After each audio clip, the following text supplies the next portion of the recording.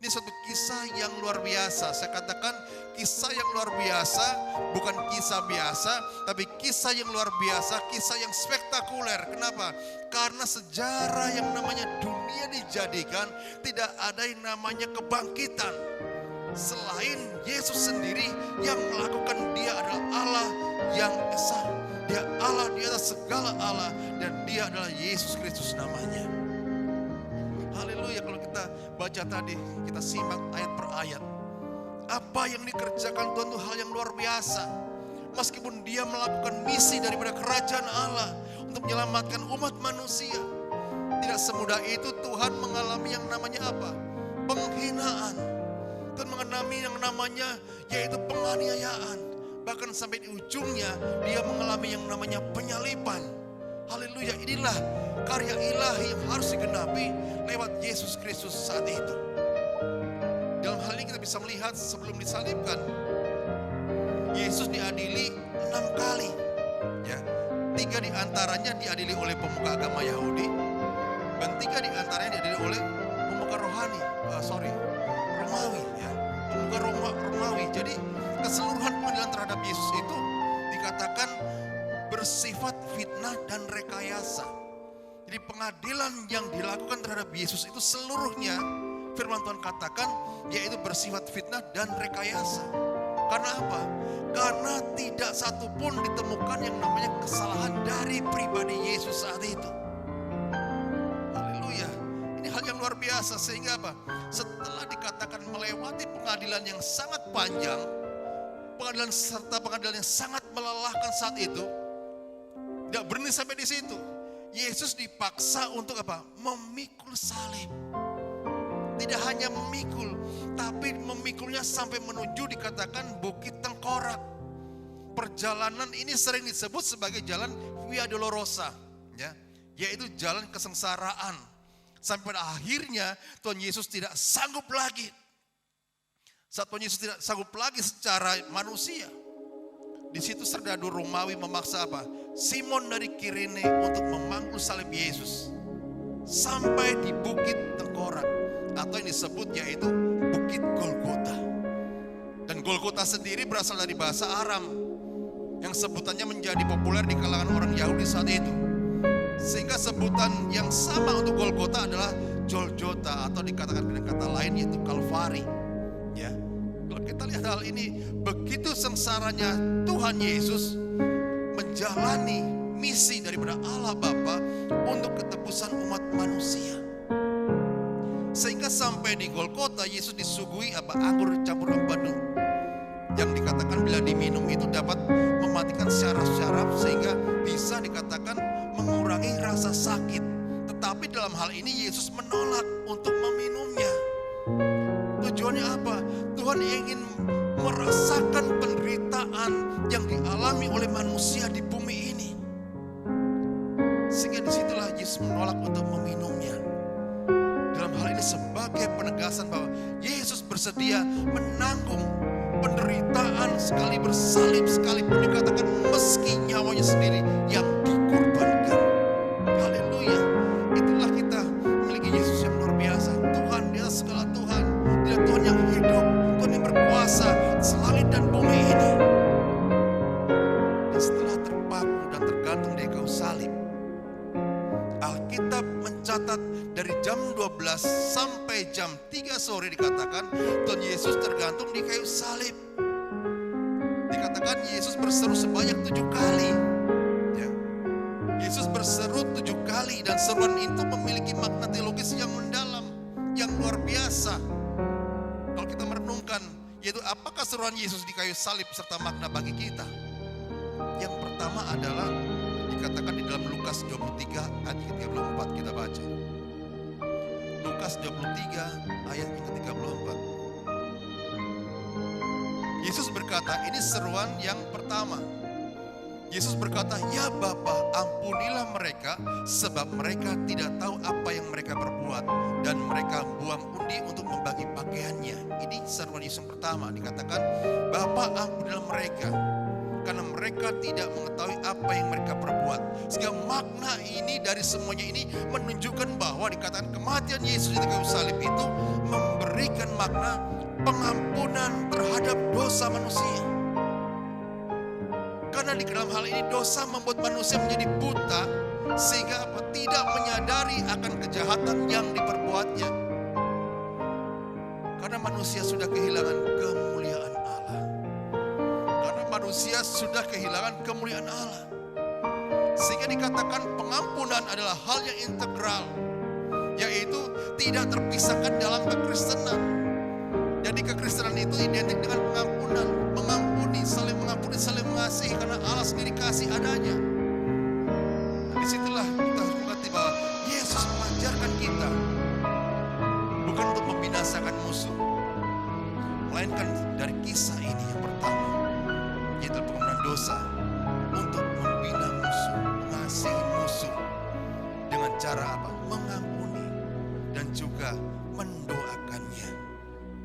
Saudara bisa baca dalam Matius 5 ayat yang ke-43 sampai 44. Matius 5 ayat 43 dan 44. Kamu telah mendengar firman, kasihilah sesama manusia dan bencilah musuhmu. Tapi aku berkata kepadamu, kasihilah musuhmu dan berdoalah bagi mereka yang menganiaya kamu. Haleluya. Dia katakan demikian. Dan dalam Lukas 6 ayat 27 sampai ke 28. Lukas 6 ayat 27 sampai ke 28. Tapi kepadamu yang mendengarkan aku berkata, kasihilah musuhmu, berbuatlah baik kepada orang yang membenci kamu. Mintalah berkat bagi orang yang mengutuk kamu, berdoalah bagi orang yang mencaci kamu. Ajaran Tuhan sangat luar biasa, ya. Kalau dunia mengatakan kalau kamu dimusuhin orang, balas dia dengan musuhin. Kalau kamu dia itu disiksa, kamu dikata-katain, balas dia dengan kata-kata. Balas dia dengan serangan, itu dunia. Tapi yang Tuhan ajarkan dalam pengampunan dosa ini adalah untuk mengasihi, untuk mendoakan. Ini hal yang luar biasa. Dan seruan yang kedua, dari saat Yesus tergantung di atas kayu salib. Seruan yang kedua terdapat yaitu di dalam Lukas 23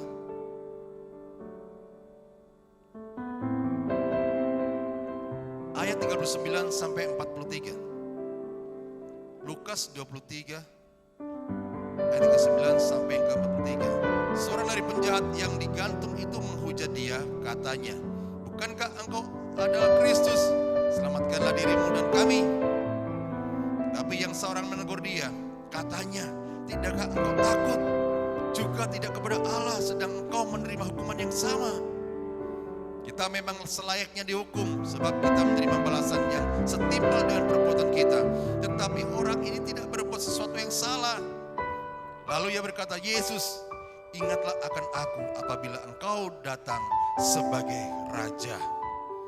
43 kata Yesus kepadanya, aku berkata kepadamu, sesungguhnya hari ini, gak tunggu besok, gak tunggu lain waktu lagi, sesungguhnya hari ini juga engkau akan ada bersama-sama dengan aku di dalam Firdaus. Haleluya. Sehingga seruan yang kedua ini, hari ini engkau bersama-sama dengan aku di dalam Firdaus. Ada pengampunan yang luar biasa, yang besar, anugerah keselamatan yang besar yang Tuhan curahkan pada saat itu, meskipun dia sendiri secara pribadi ada tergantung di atas kayu salib, terpaku di atas kayu salib. Tapi karya penyelamatan itu tidak berhenti. Dalam keadaan sengsara sebagai tubuh kemanusiaannya, Yesus masih melakukan yang namanya pengampunan dosa. Haleluya. Pada waktu itu seorang penjahat yang disalibkan di sebelah kanan Yesus itu mengatakan demikian, untuk meminta ampun supaya pada saat dia di Firdaus, dia pun bersama-sama di Firdaus. Dan Tuhan katakan, hari ini jika engkau akan ada bersama-sama dengan aku di dalam Firdaus, dan dia terselamatkan. Tapi penjahat yang lain yang di sebelah kirinya, yang menghujat Tuhan Yesus, tidak menerima keselamatan. Karena apa? Menghujat, dia gak mau ampun, meminta ampun dosa. Justru di dalam keadaan demikian, justru dia apa? Melakukan hal-hal berkata-kata yang tidak berkenan di hadapan Tuhan. Haleluya. Sehingga makna dari seruan ini sebagai suatu penegasan bahwa mengaku Yesus sebagai Mesias adalah jaminan keselamatan kekal. Sepanjang sejarah manusia hidup dalam dunia, tidak ada satupun manusia yang tidak melakukan dosa. Saya mau katakan sekecil apapun itu dosa, manusia selalu apa? Melakukan, karena manusia memiliki kelemahan. Manusia memiliki yang namanya keterbatasan dalam segala hal. Jadi disinilah, dan tidak seorang pun manusia yang dapat menyelesaikan masalah dosa dengan caranya sendiri, dengan kekuatannya sendiri. Karena apa? Karena dosa itu sangat kuat membelenggu manusia. Maka itulah Yesus sendiri sebagai jalan untuk menyelesaikan permasalahan dosa manusia saat itu. Dan pengampunan itu tersedia sampai saat ini. Haleluya. Jika manusia berdosa menolak Kristus dalam hidupnya, maka firman Tuhan katakan, maka ia akan diperhadapkan kepada apa? Penghukuman kekal. Tetapi bila ia percaya kepadanya, firman Tuhan katakan beroleh hidup yang kekal. Kita baca dalam Kisah Rasul 4 ayat 12. Haleluya. Kisah Rasul 4 ayat yang ke-12. Dan keselamatan tidak ada di dalam siapapun juga selain di dalam Dia, di dalam Yesus. Sebab di dalam kolong langit ini tidak ada nama lain yang diberikan kepada manusia yang olehnya kita dapat diselamatkan. Jadi Yesus satu-satunya jalan keselamatan. Dia satu-satunya pintu. Bukan salah satu pintu, tapi satu-satunya pintu menuju pada surga yang kekal. Haleluya. Di sini kita mengetahui kenapa dia harus mengorbankan dirinya. Satu, dia mengasihi saudara dan saya, mengajarkan tentang pengampunan, ya, mengajarkan tentang pengampunan yang luar biasa. Dan yang ketiga, seruan Tuhan yang ketiga yaitu, ibu inilah anakmu, dan kepada Yohanes inilah ibu. Perkataan Yesus dalam hal ini memberi contoh bagi manusia bahwa yaitu interaksi antara sesama itu sangatlah berpengaruh, sangatlah penting dan menjadi penekanan atau perhatian Tuhan buat kita, supaya kita dapat yaitu satu sama lain saling mengasihi, satu sama lain saling perhatikan. Haleluya. Sehingga selama hidupnya Tuhan Yesus menunjukkan apa? Interaksi yang baik dengan sesama. Dan ia sendiri mengajarkan bahwa mengasihi sesama sama nilainya dengan mengasihi Allah. Sebagai ayat banding dalam yaitu Matius 28 ayat 34 sampai ke 40, saudara bisa baca di rumah nantinya. Yang sebagai ayat banding dalam Matius 22 ayat ke 34 sampai ke 40. Di rumah masing-masing nanti bisa dibaca. Tuhan Yesus berinteraksi dengan seorang Samaria. Contohnya yaitu Yesus berinteraksi dengan seorang Samaria. Sedangkan pada saat itu, zaman itu, yaitu orang Yahudi menganggap orang Samaria itu bukanlah sesamanya. Dianggap yaitu najis. Nah, disinilah Yesus menunjukkan kebaikannya. Bahkan kepada perwira di Kapernaum pun, yang notabene tidak mengenal Tuhan, Tuhan melayani. Ini suatu bukti bahwa pentingnya berinteraksi antar sesama. Ya, yang Tuhan izinkan, Tuhan ajarkan dalam setiap kehidupan anak-anak Tuhan. Dan Tuhan mengasihi orang-orang ini, meskipun latar belakang apapun mereka, Tuhan tetap menjumpai mereka. Tidak ada tendensi yang lainnya. Ini yang sangat berharga. Pentingnya kita diajarkan oleh firman Tuhan lewat pengorbanan Tuhan ini, lewat seruan yang ketiga ini, yaitu untuk kita mengasihi, menghargai, tidak melihat latar belakang mereka, tetapi kita mengasihi mereka semuanya. Haleluya. Karena Tuhan Yesus melihat jiwa orang Samaria dan orang Kapernaum ini untuk apa? Diselamatkan. Setelah lewat kebaikannya, lewat kuasanya, yaitu orang Samaria dan Kapernaum ini dapat mengalami pertobatan, menerima Yesus sebagai juru selamat dalam hidupnya. Lewat apa? Lewat pelayanan Yesus selama dia di muka bumi ini. Haleluya, ini hal yang luar biasa. Dan seruan yang keempat apa? Seruan yang keempat adalah di dalam Markus 15 ayat yang ke-34. Seruan Yesus yang kayu salib. Yang keempat adalah Markus 15 ayat ke-34 dikatakan, dan pada jam 3 berseluruh Yesus dengan suara nyaring. Ya, pada jam 3 berseluruh Yesus dengan suara nyaring, sabachthani, yang berarti Allahku, Allahku, mengapa engkau meninggalkan aku. Haleluya. Saya mau katakan, dalam kodratnya sebagai Allah sejati dan manusia sejati saat berada dalam dunia ini, terkadang perkataan Yesus lebih berkenan dengan kodrat kemanusiaannya, karena nyata, bertatap muka secara langsung. Ya, secara manusia wajarlah bila Yesus berseru semacam itu ketika menanggung beban penderitaan yang sangat amat berat yang dia rasa saat itu sebagai manusia dalam kemanusiaannya. Karena apa? Karena dia menanggung dosa umat manusia, gak satu manusia, dosa umat manusia. Tetapi sesungguhnya arti seruan Yesus akan hal ini menunjukkan kepada titik akhir perseteruan. Kenapa? Karena hubungan manusia dengan Allah yang saat itu terputus, itu mulai ada lagi menyatu. Ada keharmonisan, sehingga dikatakan tadi di ayat yang kita baca, tirai bait Allah terbelah. Kalau dahulu di perjanjian lama, orang itu tidak bisa sembarang masuk ke bait Allah. Di halaman, di tempat kudus, di tempat maha kudus. Imam pun di tempat maha kudus harus setahun sekali. Gak bisa sembarang, tapi saat tirai bait Allah terbelah oleh karena pengorbanan Yesus di kayu salib, sekarang kita mau menjumpai Tuhan. Di setiap waktu, setiap saat kita bisa berjumpa dengan Tuhan di dalam doa-doa kita, di dalam penyembahan kita. Ini hal yang luar biasa. Haleluya, sehingga Yesus menyatukan kembali hubungan yang terputus antara Allah dengan manusia. Bahkan di dalam hal ini, Allah tidak akan lagi membiarkan umatnya berjalan sendiri lagi, tapi berjalan bersama dengan Dia, senantiasa menyertai sampai akhir zaman. Kita baca dalam Matius 28 ayat yang ke-20. Matius 28 ayat yang ke-20. Dan ajarlah mereka melakukan segala sesuatu yang telah kuperintahkan kepadamu, dan ketahuilah aku menyertai kamu senantiasa sampai kepada akhir zaman. Ini pernyataan Yesus yang luar biasa untuk setiap umat yang mengasihi Dia, umat yang percaya kepada Dia. Dikatakan, dan ajarlah mereka melakukan segala sesuatu yang telah kuperintahkan. Berarti apa? Setiap anak-anak Tuhan, setiap umat Tuhan harus melakukan perintahnya, firman-Nya, untuk menjadi pelaku-pelaku firman. Dan dikatakan, dan ketahuilah aku, Yesus katakan, menyertai kamu senantiasa sampai kepada akhir zaman. Haleluya. Penyertaan Tuhan yang sempurna terjadi dan setiap umat Tuhan yang sudah menjadi umat pilihannya.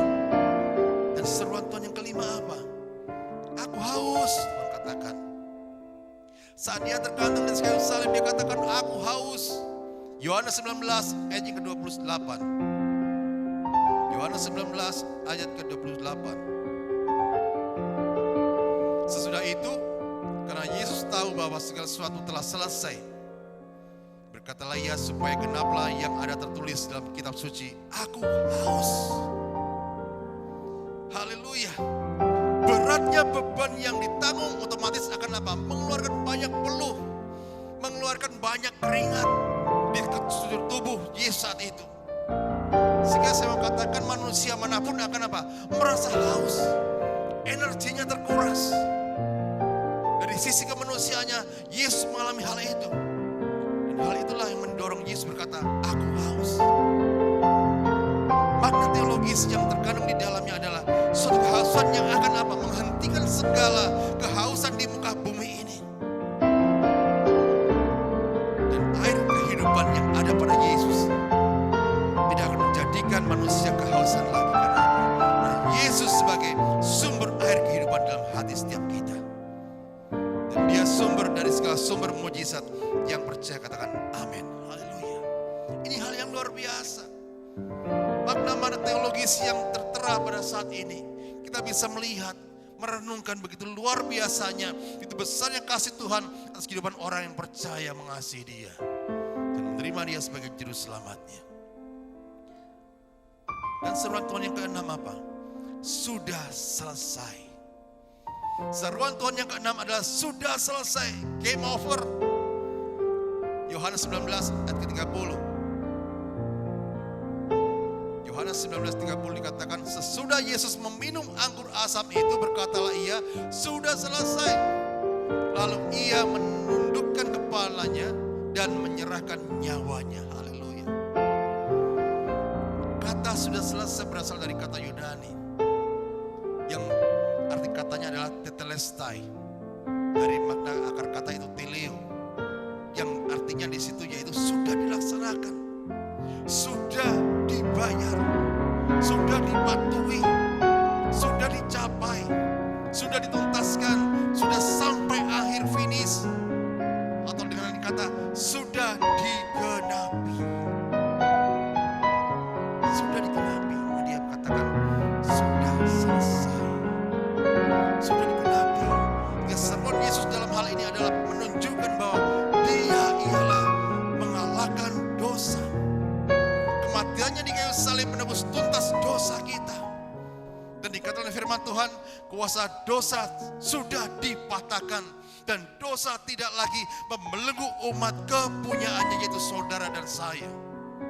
Haleluya, sehingga kita jadi umat yang lebih daripada pemenang itu. Dan itu menjadi kenyataan dalam hidup kita. Haleluya. Dan kalau kita sudah tahu bahwa dosa lewat pengorbanan Tuhan Yesus sudah dipatahkan,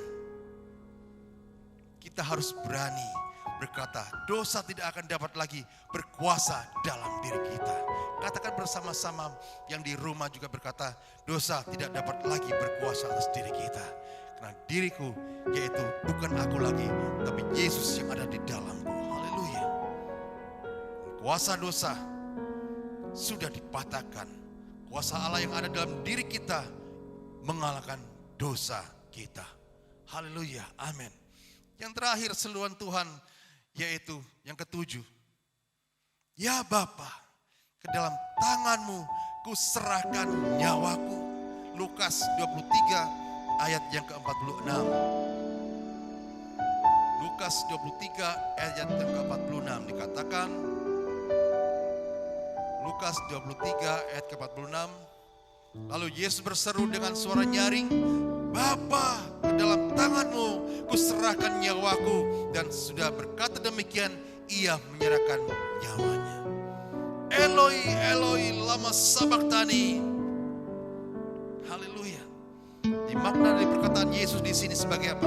Penyerahan Yesus. Sebagai penyerahan Yesus kepada Allah Bapa atas roh orang-orang yang percaya kepadanya. Penyerahannya untuk mati di kayu salib. Untuk apa? Untuk jalan pulang, untuk kembali kepada Bapa. Bila ia tidak mati di kayu salib, maka belum selesai pekerjaannya di atas muka bumi ini. Dan dia sudah mengenapinya.